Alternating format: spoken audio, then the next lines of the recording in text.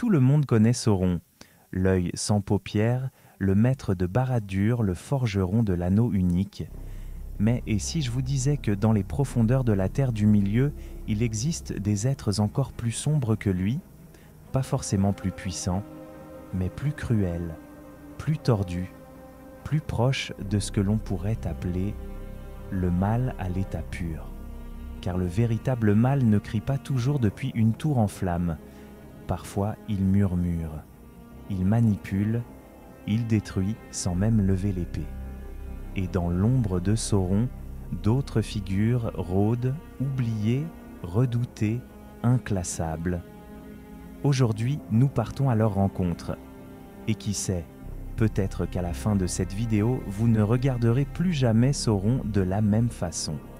Alors si cette quête vous intrigue, abonnez-vous et laissez un like. C'est gratuit et même Gollum ne serait pas assez fou pour laisser passer un trésor pareil. Avant Sauron, il y avait Morgoth. Et si Sauron est une ombre, Morgoth est la nuit elle-même. Il fut autrefois appelé Melkor, le plus puissant des Valar, ces esprits presque divins créés par Eru Ilúvatar avant le monde. Un être de feu, de savoir et d'ambition. Mais en lui brûlait quelque chose d'autre, une insatiable volonté de domination, un désir fou de façonner la réalité selon ses propres lois. Melkor ne supportait pas que quelque chose lui échappe, il enviait le pouvoir créateur d'Ilúvatar, cette étincelle que lui-même ne possédait pas.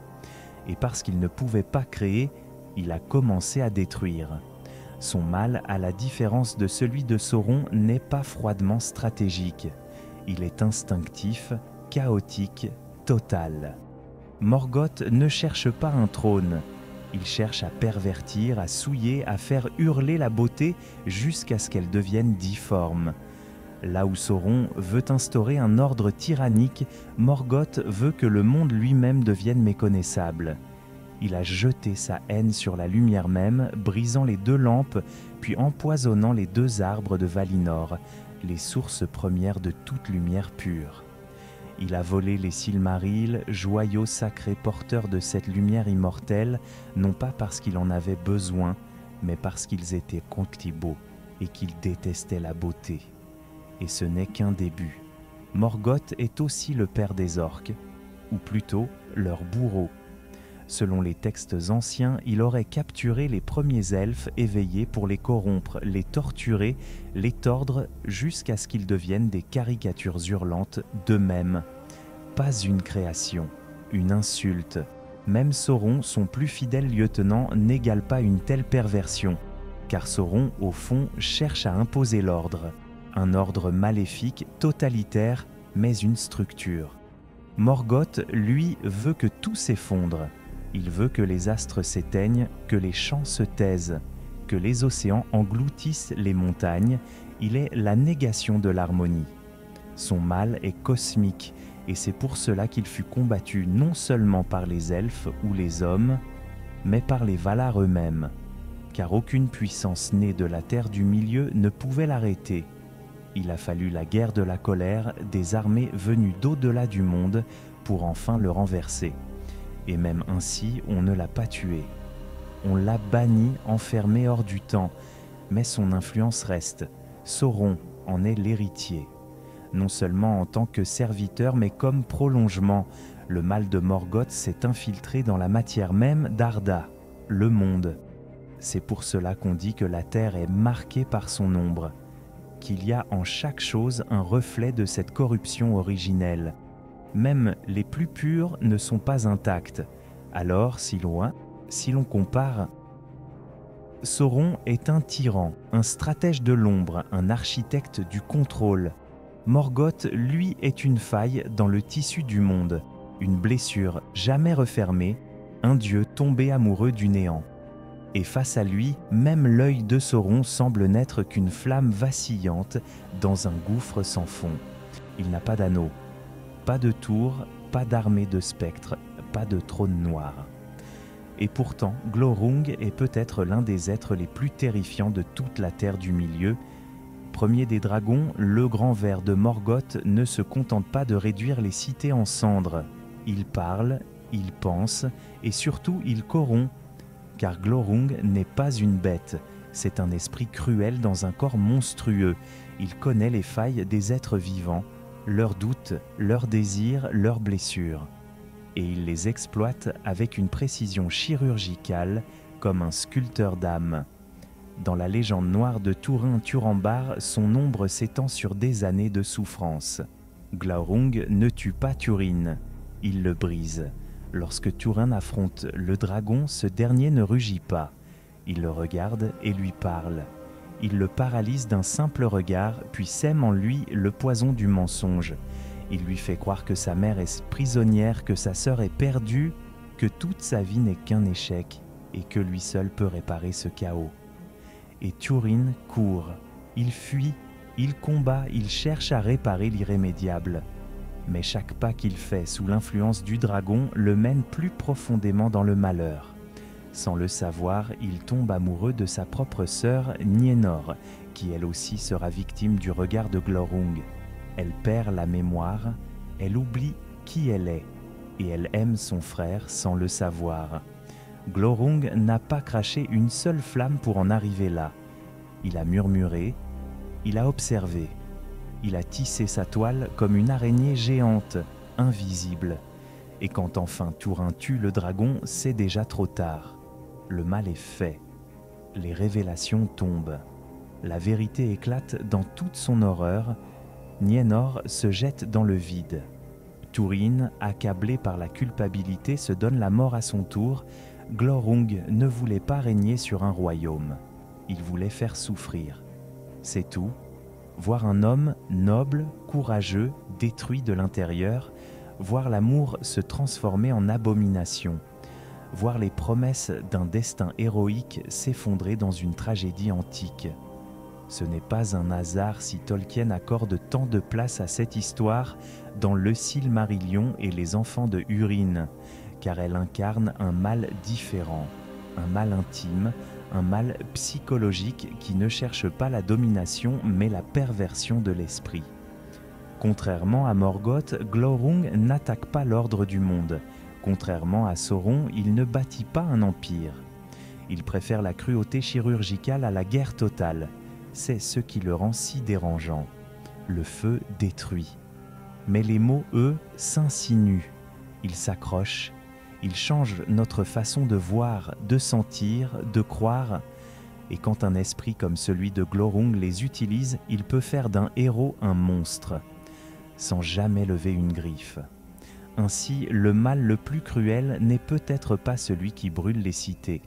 C'est celui qui vous fait douter de vous-même, celui qui vous isole, qui vous pousse à haïr ce que vous aimez, à aimer ce que vous devriez fuir.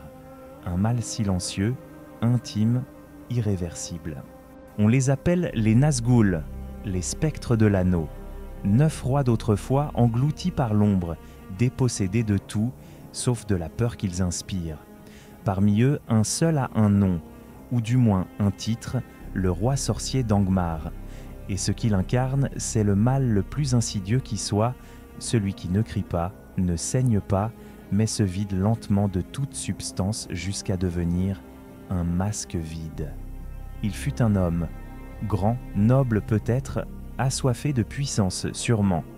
Et un jour, Sauron, déguisé en bienfaiteur sous le nom d'Anatar, lui tendit un anneau. Pas pour l'asservir d'un coup, mais pour lui offrir exactement ce qu'il désirait, une forme d'immortalité. Mais l'immortalité pour les mortels est un poison, un piège lent. Et l'anneau a rongé son porteur comme l'eau s'infiltre dans une faille. Il ne s'est pas transformé en une bête, il s'est effacé. C'est cela le mal des Nazgûl, une disparition progressive de tout ce qui faisait d'eux des êtres humains. Plus de mémoire, plus de noms, plus de visages. Ils ne vivent n'en que par la volonté d'un autre, des pantins, des ombres, des échos. Mais le roi sorcier ne s'est pas contenté d'être un serviteur, il a mené des campagnes, et c'est là que son mal s'exprime pleinement. Angmar, un royaume bâti dans le nord, dans les terres froides et sauvages, au bord du monde. Ce n'était pas un empire glorieux, c'était une machine de guerre, une fabrique de ruines. Son but, détruire Arnor, le royaume des Dundins du Nord, héritier d'Elendil. Et il ne les a pas vaincus par la force seule, il a utilisé la peur, la ruse, la division. Il a joué des failles entre les royaumes frères d'Arnor, Arthedain, Rudor, Cardolan, les retournant les uns contre les autres comme un chirurgien du chaos. Pas de conquête, pas de trône, juste l'effacement, la ruine totale d'un peuple. Le roi sorcier est un être sans visage, mais son œuvre est strictement marquée de cicatrices. C'est lui qui tue le dernier roi d'Arnor. C'est lui qui brise la lignée. C'est lui qui transforme un peuple noble en rumeur errante, gardien secret dans les forêts et les collines. Et pourtant, on ne voit jamais son visage. On n'entend jamais sa voix véritable. Il agit comme une fièvre, comme une brume noire qui s'infiltre sans qu'on la voie venir. Ce n'est pas une entité monstrueuse, c'est un vide, une absence de soi. Car voilà le vrai cauchemar des Nazgûl. Ils ne sont pas possédés, ils ne sont pas enchaînés. Ils ont choisi cela, ils ont renoncé, lentement, jour après jour, anneau après anneau, jusqu'à devenir des instruments, des reflets sans volonté. Et dans cette abdication volontaire du soi, il y a une forme de mal glacial. Un mal qui ne brûle pas, mais qui efface. Là où Glorung détruit les âmes par la parole et Morgoth par la corruption, le roi sorcier, lui, tue par le vide. Il vous regarde et vous doutez. Vous tremblez. Et peut-être une partie de vous s'éteint, car parfois le plus grand mal n'est pas celui qui crie. C'est celui qui vous regarde sans visage et vous invite à devenir comme lui. Alors, qu'est-ce que le mal véritablement en terre du milieu? On pense souvent à Sauron, l'œil flamboyant, le maître de l'anneau, celui qui veut tout contrôler, tout voir, tout soumettre. Un mal grandiose, organisé, presque mécanique. Mais en regardant de plus près, on découvre d'autres visages, moins visibles, plus anciens et bien plus troublants. Morgoth, le maître de Sauron, ne cherche pas à gouverner. Il veut tout briser. Y a-t-il le monde parce qu'il ne l'a pas créé? Il veut corrompre ce qu'il y a de pur, détruire ce qu'il ne peut posséder. Son mal n'est pas stratégique, il est instinctif, absolu. Glorung, lui, s'insinue dans l'âme, il ne tue pas par le feu mais par la parole. Il murmure le doute, il éteint la mémoire, il manipule jusqu'à faire d'un héros une tragédie vivante. Son mal est intime, psychologique, presque invisible. Quant au roi sorcier, il est le mal de l'effacement. Il a renoncé à lui-même. Il ne vit plus que par la volonté d'un autre. Il n'a plus de nom, plus de but, si ce n'est d'anéantir. Il n'est plus un homme, il est une absence. Alors, est-ce le pouvoir qui fait le mal, ou la destruction, la manipulation, le vide? Chez Tolkien, le mal n'est pas toujours spectaculaire. Il est parfois silencieux. Il avance dans les fissures. Il séduit, il flatte, il attend. Et souvent, il gagne non par la force, mais par lassitude, par oubli. Le plus grand danger, ce n'est peut-être pas celui qui veut conquérir le monde, c'est celui qui veut le vider de son sens. Détruire le chant, la beauté, l'espoir, non pas par haine, mais par mépris. Et c'est là que Tolkien nous touche vraiment, car ce combat-là, il ne se livre pas qu'à Minas Tirith ou dans les montagnes du Nord. Il commence dans le cœur, dans nos choix, dans les voix que l'on écoute. Alors si ce voyage à travers les ténèbres vous a parlé, si vous sentez encore la présence de ces ombres au fond de vous, abonnez-vous, parce que même un tout petit feu peut faire reculer la nuit, et qu'en terre du milieu, comme ailleurs, chaque veilleur compte.